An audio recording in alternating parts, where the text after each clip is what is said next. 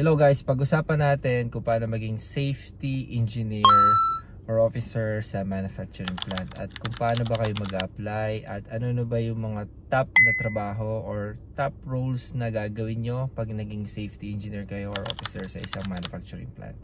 Napakadaming manufacturing plant dito sa parte ng Laguna, Calamba, sa Santa Rosa, sa Batangas. So, nung time ko, normally pupunta ka dun sa lugar na yon, naalis kami ng maagap sa probinsya, papunta dun sa industrial area. Titingin kami dun sa bulletin board, meron dun sa gate, papasok ng industrial area. And nililista mo kung saan yung mga may opening ng safety or nung sa profession mo. Kasi nung unang natanggap ako dyan, hindi naman talaga safety yung hinahanap ko, trabaho lang talaga. Kasi pagka-graduate mo, excited ka magkatrabaho kahit na anong trabaho, di ba? Gusto mong pasukin. So nagkataon lang na safety yung na-apply natin, kaya ito yung career natin. And nagustuhan naman natin, na-enjoy natin, naging challenging, kaya nagtuloy-tuloy. So, nung dati 10 years ago, pupunta ka doon, may bulletin board and makikita po yung mga opening. Pupuntahan mo yung company na applyan mo, bibigay mo yung CV mo directly sa security. So sila yung magpapasa doon sa HR and tatawagan ka siguro after 3 days, kung 1 week, kung pasok ka doon sa requirement nila. Kung fresh graduate ka, of course medyo mahirap, but kaya naman, basta tiyaga lang sa pag-apply. Now kung mag-a-apply kayo, sa ngayon normally online na siya.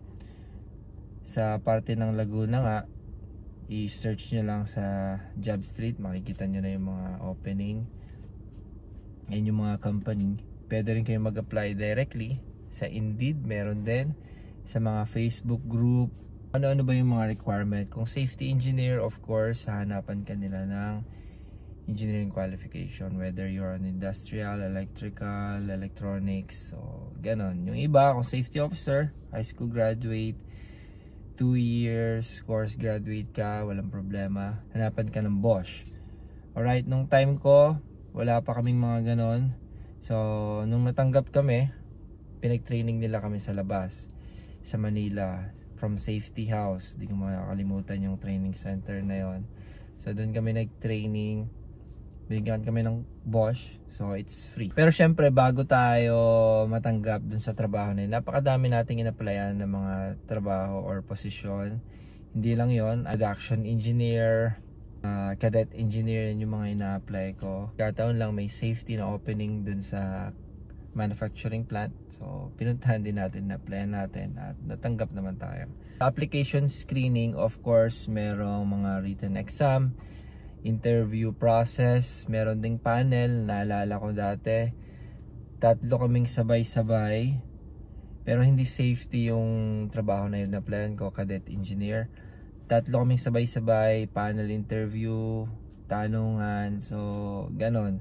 Normal na yung written question na ginagawa, multiplication, psychological, personality, kung paano mo ba i-handle yung stress or yung pressure, so kasama yon. Pagdating sa safety, ano ba yung mga normal na itatanong? Of course, dun sa local regulations sa Pilipinas. So yung yellow book, kailangan alamin mo din. Risk assessment, paano ko magre-risk assessment sa manufacturing plant? Ano ba yung mga normal na hazards na tingin mo na existing sa planta? Yung lighting, okay? Yung mga noise level, so kailangan may idea ka sa mga yon. Job offer, nung time ko, inabot ako ng 11,000 yung offer sa akin. It was 10 years ago. Tingin ko ngayon, nagtingin-tingin ako sa Job Street, around 25 to 35,000 yung sahod. So, depende sa posisyon na ina-applyan natin. Ano ba yung mga tasks ng safety engineer sa manufacturing plant? Number 1, of course, hindi mawawala is yung risk assessment. Nung time ko sa manufacturing plant, normally ginagamit nila is JHA, Job Hazard Analysis. Ano ba yung Job Hazard Analysis or Job Safety Analysis? It's a breakdown ng steps nung kung ano meron kayo sa planta, and then identifying of hazard for each steps and providing control for each hazard na na-identify mo dun sa mga steps. Okay? So wag lang malilito, identify hazards, providing control. So may existing na sila, so what we do is we review, we check from the actual dun sa workplace, kung relevant pa ba siya, applicable pa ba siya, adequate pa ba siya. Number 2 is training and orientation. Nung panahon ko, nung time yon, meron kaming drill, nasa ako sa gabi.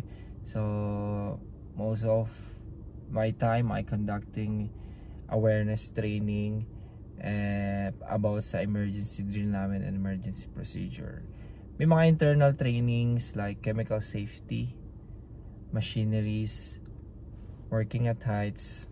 So yun yung mga kasama sa trabaho mo as safety engineer sa isang planta. Inspection, of course, hindi mawawala yan. Inspection ng workplace. So regularly meron kang schedule ng inspection. Inspection mo yung mga tao, chemicals, machineries, about sa fire life safety, yung mga exit doors. Monitor ka din ng lighting, noise, incident investigation, of course, hindi mawawala yan. So kung assign ka sa gabi, nangyaring incident sa gabi, prepare your initial investigation. Kailangan pang ng further investigation, depende sa level ng insidente.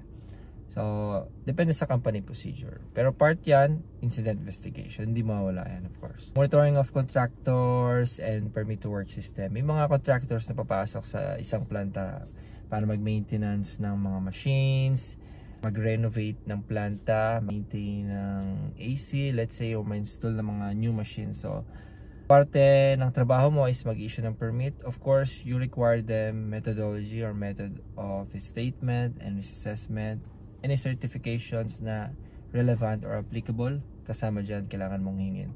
So part mo, basically, managing of contractors, permit to work system. So yun yung about sa being a safety officer sa manufacturing plant at paano kayo makakapag-apply sa safety engineer sa isang manufacturing plant.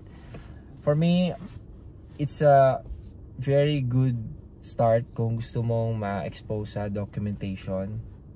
Manufacturing plant company ang simulan mo. Mag-apply ka, tingnan mo yung requirement, yung qualification na hinahanap nila, of course, para hindi masayang oras mo kung gusto mo mag-walk-in. Pero again, normally it's online na. So yun lang, sana meron kayong natutunan dito sa video natin. And again, this is my personal experience. Gusto ko lang ibahagi or share sa inyo dun sa mga nagbabalak na pumasok na safety. So ayun lang, kung gusto nyo pang pag-usapan about sa manufacturing plant, kung may mga gusto pa kayong i-discuss ko or ibahagi sa inyo, mag-comment lang kayo sa comment section below. Bye bye.